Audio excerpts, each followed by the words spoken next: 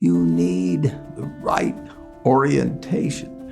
90% of the people, I'm pulling a figure out of the air, but 90% of the people that buy stocks don't think of them the right way. They think about something that they hope goes up next week.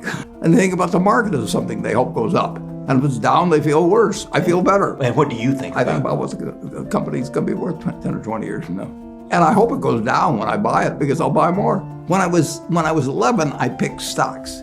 I had the whole wrong idea. I was interested in watching stocks, and I thought stocks were things that went up and down, and I charted them. I read books on technical analysis. I read Edwards and McGee. I think that was the classic then.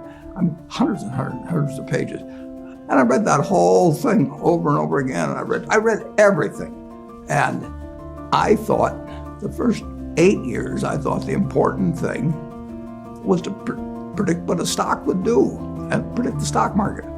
And then I read Ben Graham, when I was 19 or 20. And I realized that I was doing it exactly the wrong way, but it didn't hurt that I had that background and everything. And I rejiggered my mind when I read the book, The Intelligent Investor. And from that point, I never bought another stock. I bought businesses that happened to be publicly traded, but I became an owner of a business. And I did not care whether a stock went up or down the next day or the next week or the next month or the next year. And I didn't have any idea what it would do. I didn't know what the stock market would do, but I knew businesses. I'm in a game that's very, very, very easy if you have the right lessons in your mind about what you're buying. I'm not buying stocks. I'm buying pieces of overwhelmingly American business. And I'm happy when I'm doing it. I'm happy when stocks are going down. I'm happier when stocks are going down because I can buy more of them with the same amount of money. I'd be happy if I was a farmer. I'd want farmland to go down so I could buy more acreage. If I was, it just makes sense. Let's pretend there is no stock market. Let's say I had to buy these privately, like you buy a farm privately, like you buy an apartment house privately. They're investments. So you're looking to say, what can I do with money I've saved to put it away so I feel good about getting it back later under any circumstances, but not necessarily on a given moment. But if I have a farm, it's going to take me a while. But people would be so much better if they actually didn't have a stock market in terms of buying businesses. And when you're buying businesses, don't call them stocks. When you're buying businesses, when you're buying apartment houses, sometimes when you're buying raw land, all kinds of things. There are times when you get a chance to act and do something really intelligent. It may happen once every 10 years, for once every 20 years. Depends on what field you're in, where you live, what you know, all of that. But most of the important things, there's a lot of foundational work.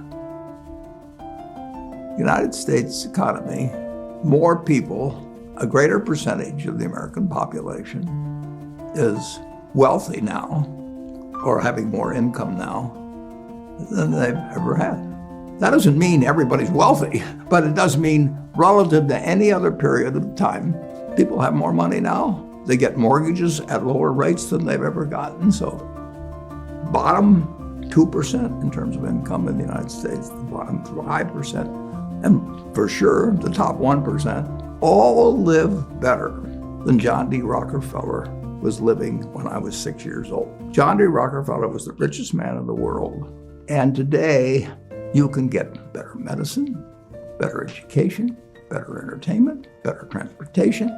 You can do everything better than he could. If he wanted to watch a football game, he still had to go there.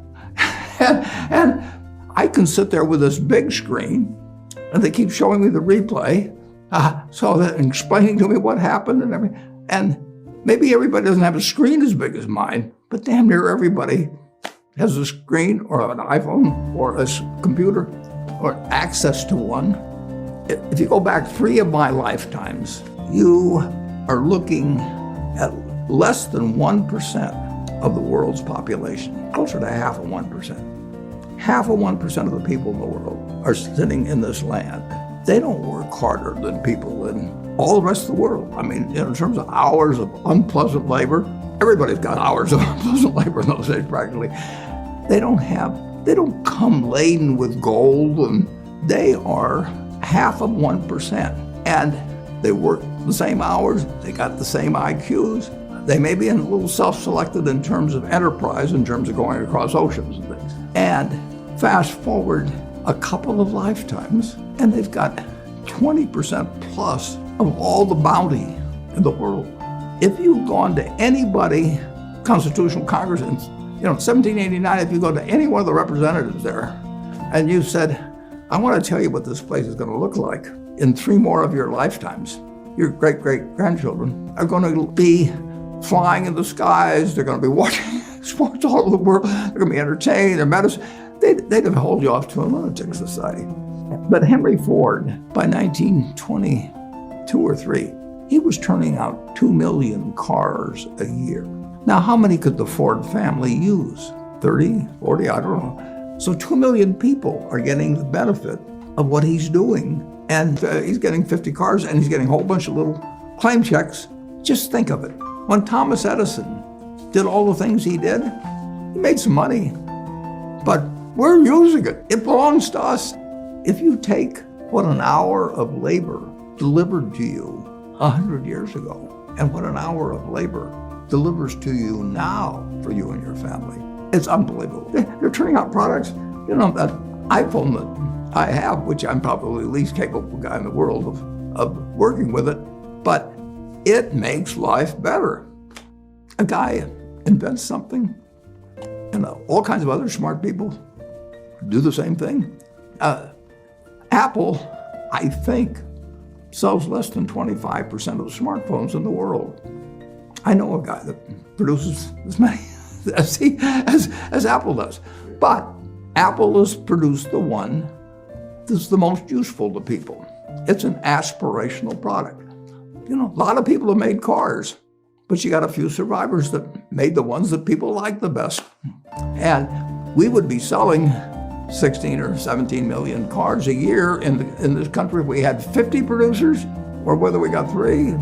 Elon Musk, he's taking on General Motors and Ford and Toyota and all these people who've got all this stuff, and he's got an idea, and he's winning.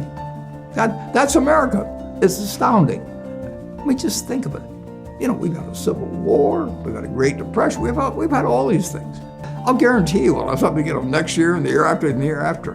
But in a herky-jerky but dramatic manner, business moves forward. More important, people move forward.